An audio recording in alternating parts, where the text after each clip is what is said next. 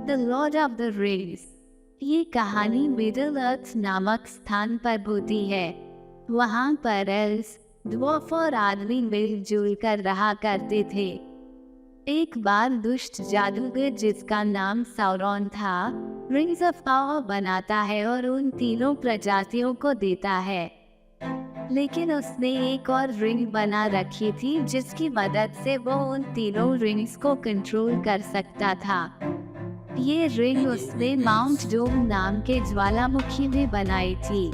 जब तीनों प्रजातियों के लोगों को साउरॉन की इस चाल का पता चलता है तो वे उसके साथ उसके देश मॉडो में युद्ध करते हैं। इस युद्ध में इसिल्डा नाम का राजा साउरॉन की उंगली काट देता है और उसमें पहनी रिंग ले लेता है।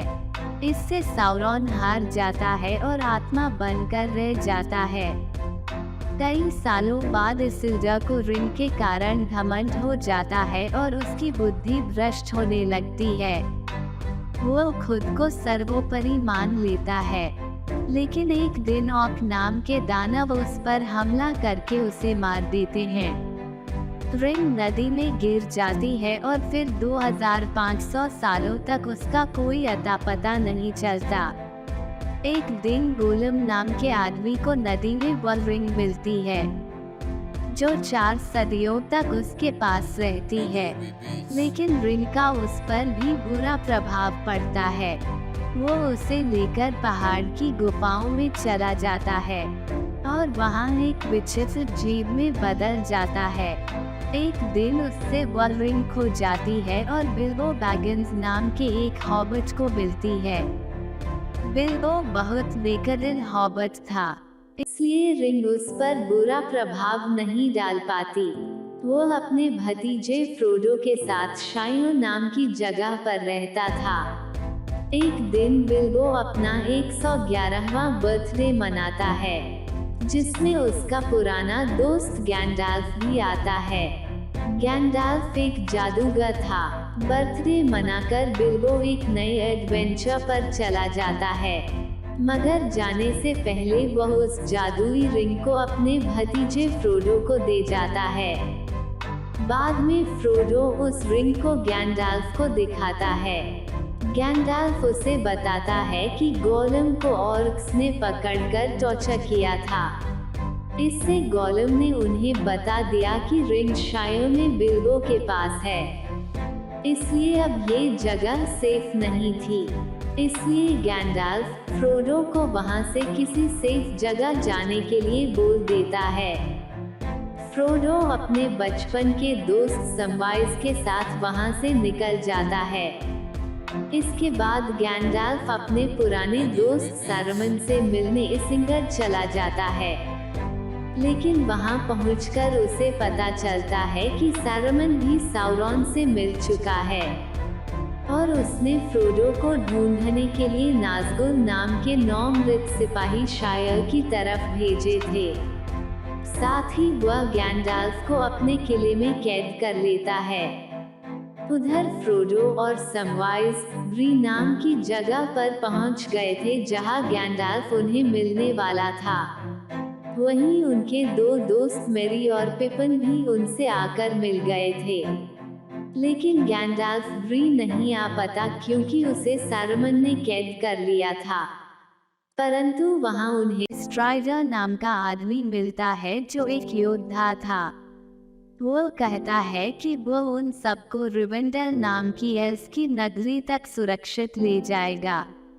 वे सब स्ट्राइडर के साथ निकल पड़ते हैं, लेकिन रास्ते में नाज़गुल सिपाही आ जाते हैं।